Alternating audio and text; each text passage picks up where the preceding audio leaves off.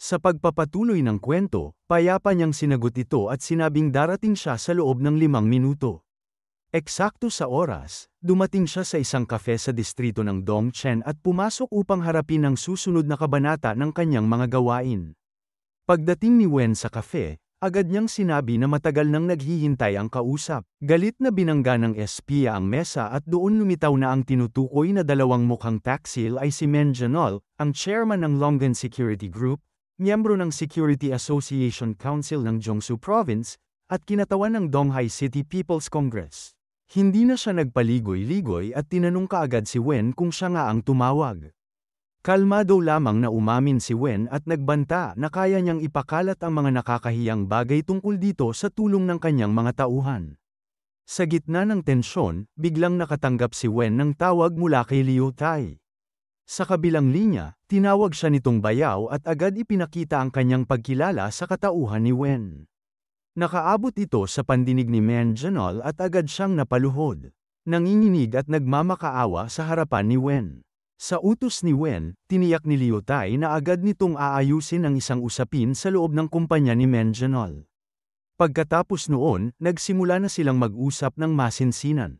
Itinuro ni Wen ang mga kasalanan ni Men Janol, ang pagiging tao ni Ding Ruong sa nakalipas na mga taon, ang paulit-ulit na pagtataksil sa kanyang mga dating kapanalig, at ang halos pagkawala ng kanyang buhay nang siya ay mabisto kamakailan. Sa puntong yun, wala nang nagawa si Men Janol kundi tanggapin ang lahat at umayon sa anumang ipag-utos sa kanya. Ipinaalala ni Wen na malapit nang ipadala ni Ding Ruong ang mga tauhan nito upang siya ay patayin.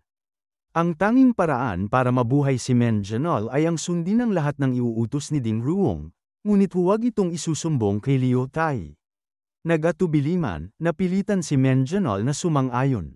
Ipinaliwanag ni Wen na hindi naman banta ang maliliit na tauhan ni Ding Ruong sa Donghai. Ang tunay na dahilan ng kanilang pagkikita ay upang gamitin si Men Janol sa pagpapadala ng regalo kay Ding Ruong sa tamang panahon. Sa mga sandaling yun, dumating si Luguan at sinalubong agad ni Wen bilang kapatid.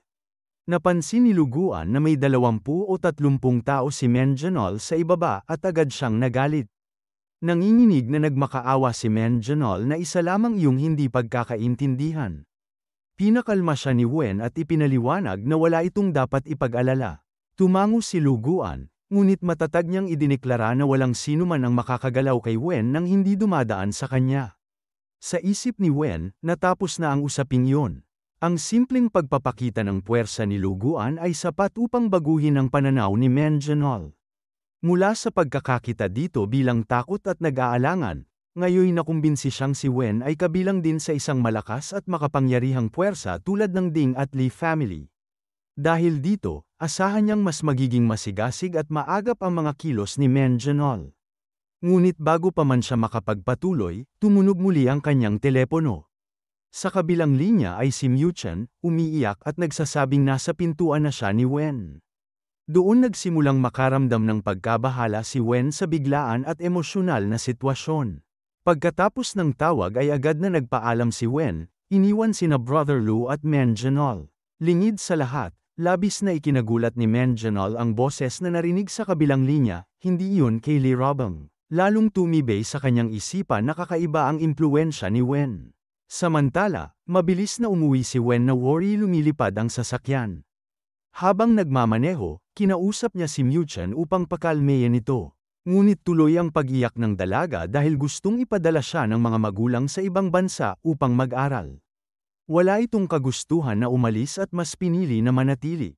Dahil walang magawa, ipinayo ni Wen na gamitin ang ekstrang susi na nakalagay sa tabi ng metro ng kuryente at pumasok muna sa bahay upang maghintay. Pagdating ni Miu Chen ay siya namang pagdating ni Suning at ng kanyang mga tauhan. Magaan ang kalooban ni Suning dahil sa tagumpay sa pulong ng lupon at nanaisin sana niyang ipagdiwang yun kasama ng asawa. Ngunit paglapit niya sa pinto ay naalala niyang wala siyang susi. Sinabihan siya ng gwardya na maaari nilang buksan ang kandado at agad niya itong sinang-ayunan. Pagbukas ng pinto ay kapwa sila natigilan ng magkaharap si Miu Chen at Suning. Kapwa nagulat ang dalawa ngunit kalaunan ay nagkunwaring pormal na lamang. Pinapasok ni Suning si Miu Chen at umakto na tila siya ang may bahay ng tahanan. Habang naglalakad at nagpapalit ng tsinelas ay hindi maiwasang mapansin ni Muchen ang estilo at kumpiyansa ni Suning, animoy tunay na asawa ng may-ari ng bahay. Ilang sandali pa'y inabutan ng tubig si Muchen at muling nagpakita si Suning ng casual na pagtrato. Sa kanyang isip ay lalong naging malinaw kay Muchen ang ugnayan ng dalawa. Bagaman naguguluhan, hindi niya maikakaila ang pagiging kampante ni Suning sa loob ng tahanan. Samantala, nahuli si Wen sa daan dahil sa matinding trapiko. Inabot siya ng 2 oras bago nakauwi. Pagpasok niya ng bahay ay bumungad agad ang amoy ng pagkain. At sa sala ay nadatnan niyang magkasama sina Muchen at Suning, tila malapit na sa isa't isa. Maayos ang kilos ni Suning, at sa kanyang mga salita at kilos ay malinaw ang posisyon nito bilang kabiyak. Habang kumakain ay masayang ikinwento ni Suning ang naging proseso sa pulong ng lupon, na ayon mismo kay Wen ay tatakbo ng maayos. Nasiyahan si Wen sa balita at kampanteng sinabing tama ang naging paghula niya. Subalit nanatiling hindi mapakali si Muchen na parang naiwan sa gilid ng sitwasyon. Gayunman, nang magtuloy sila sa hapunan ay hindi rin niya naiwasang sumabay sa ritmo ng dalawa. Pagsapit ng gabi, si Suning mismo ang nagpakita ng silid na tutuluyan ni Muchen. Ngunit bago pa man ito makapasok ay nagpilit ang dalaga na manatili sa kama na nakalaan, na para bang nais niyang ipakita na handa siyang makipagtagisan kahit sa paraang iyon. Magdamag na nanatili sina Wen, Suning at Muchen sa paglalaro ng palaisipan hanggang sa sila ay mapagod at sabay-sabay na nakatulog. Kinaumagahan, nang tumunog ang alarm clock ay gising na agad si Suning habang si Muchen ay nanatiling antok at nagrereklamong nais pang matulog. Habang abala sila sa umaga, nakatanggap ng tawag si Wen na nagpatawag sa kanya agad sa kumpanya. Ayon sa kabilang linya, naroon na ang ama sa opisina at nanganganib na mabale wala ang lahat ng kanilang naging pagsisikap. Agad na nagmadali si Wen at sa kabila ng pagmamadali, pinuna pa siya ni Lee Robang dahil nahuli ng 40 minuto. Hinayla pa nito si Wen upang agad siyang makialam at ayusin ang sitwasyon. Pagdating nila sa opisina, sinalubong sila ni Lee Rui na nagsabing kanina pa naghihintay ang kanilang ama. Kinabahan si Lee Robang dahil hindi niya inaasahan ang biglaang pagdating nito. Ang ama nilang si Lee Iran, pinuno ng pamilya Lee, ay dumating ng walang abiso. Sa malamig na tinig ay ipinahayag nito na hindi niya kailangang magbigay ng paunang babala. Sapagkat ayaw niyang paghandaang mabuti lamang siya. Mariing ipinakita ng kanyang galit na hindi niya nagustuhan ang pamamalakad ng kanyang mga anak. Nagpilit si Lee Robang na ipaliwanag ngunit lalo lamang siyang pinagsabihan. Si Lee Tai naman ay nagpakumbaba at nakiusap na huwag nang mag-away sa unang pagkikita. Subalit hindi yun nakapigil sa galit ni Iran na nagbagsak pa ng mga dokumento sa mesa.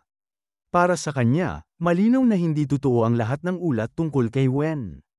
Naniniwala siyang patay na ang tunay na Wen at ang kaharap nila ngayon ay isang huwad na gumagamit ng kanyang pagkakakilanlan. Sinubukan ni Lee Tai na ipagtanggol si Wen at ipinakita pa ang resulta ng DNA test na nagpapatunay ng kaugnayang dugo kay Wen.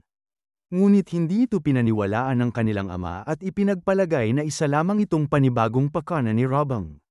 Lumapit si Iran kay Wen at sinubak siyang tanungin ng sunod-sunod tungkol sa kanyang pinag-aralan, plano sa buhay, at mga kinahihiligan. Sa maayos at mahinahong tugon, nailatag ni Wen ang kanyang pinag-aralan sa computer science, interes sa medisina, at iba pang hilig tulad ng pagpipinta, musika, sasakyan, at malayang pakikipaglaban.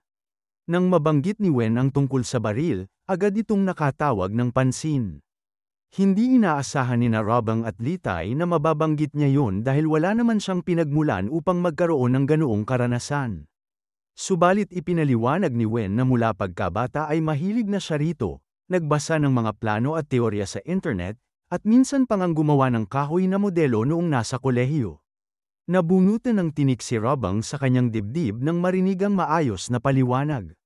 Samantala, iniutos ni Iran na dalhin ang baril na nasa kanila at ipakita kay Wen. Pag-abot ng baril ay walang alinlangan itong sinuri ni Wen. Tumpak niyang nailahad ang modelo, kasaysayan, at bersyon nito mula sa pulisya at militar.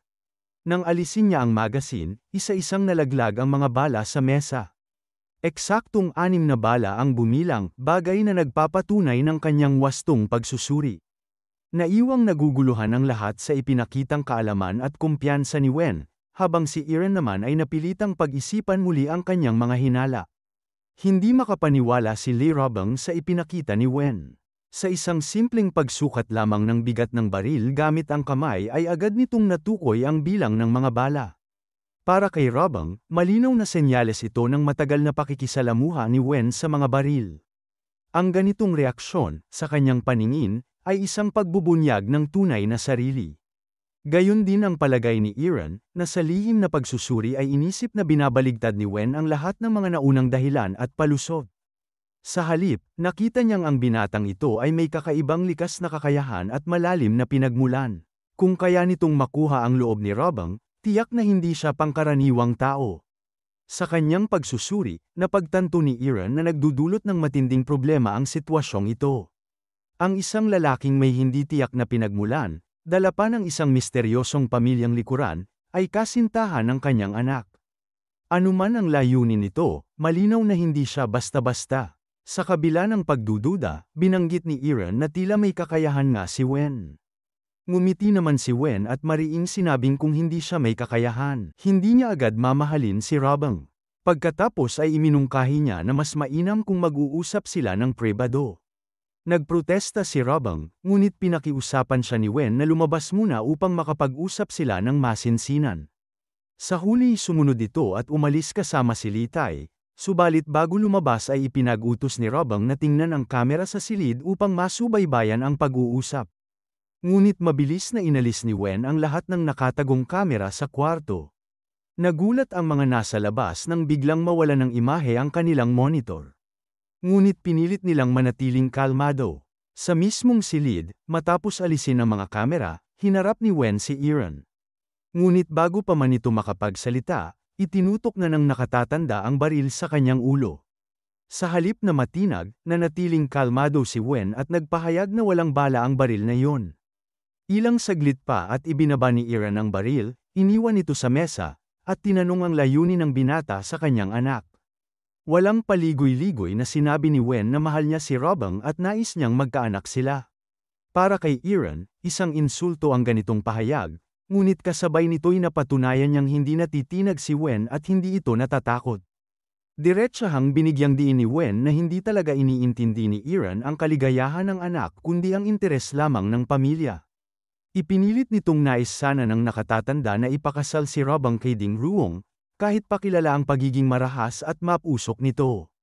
Mariing tinuligsa ni Wen ang desisyong iyon at nagbabala na darating ang panahong mismong si Robang ang maaaring kumitil sa buhay ni Ding Ruong dahil sa matinding pagkasuklam. Nagalit si Aaron at hinampas ang mesa, ngunit patuloy si Wen sa mahinahong pananalita. Habang iyon ay nagaganap, patagang nakikinig mula sa kabilang kwarto sina Robang at Lee Tai, subalit wala silang marinig dahil sa matibay na soundproof na materyales. Sa loob ng silid, itinuloy ni Wen ang paglalatag ng impormasyon. Ipinahayag niyang si Ding Ruong mismo ang may kagagawan sa pagkamatay nitong Yanda, isang kabataang noon pa'y nasangkot sa pag-ibig ng isang babaeng iniiwasan si Ding Ruong. Pinatunayan pa ito ni Wen sa pamamagitan ng isang kontak na kanyang nakausap na matagal nang may galit kay Ding Ruong at handang magpatotoo. Lalong tumindi ang tensyon kay Aaron nang mapagtanto niyang totoo ang puntong ito.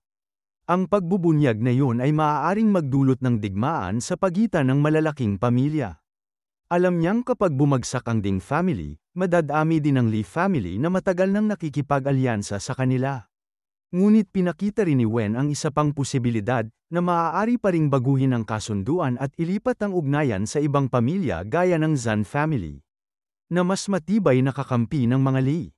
Doon lamang napagtanto ni Aaron na may mas malalim na dahilan ang lahat.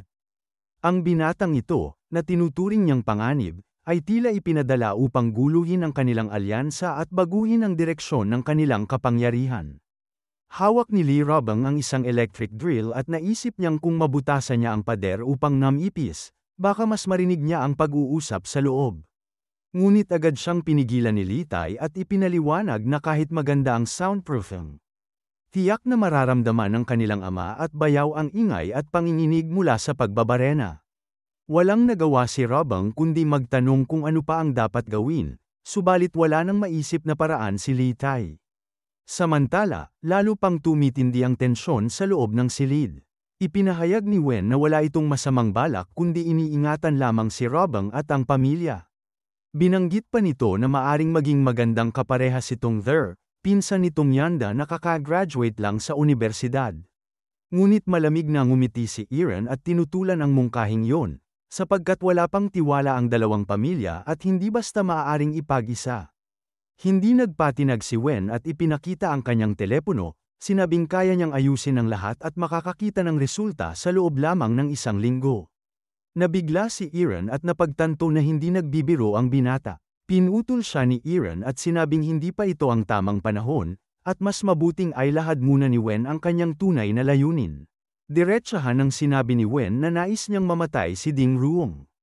Para sa kanya, dahil sa kagandahan ni Robang, pilit siyang inaagawan ni Ding Ruong at sa huli, isa lamang sa kanila ang mabubuhay.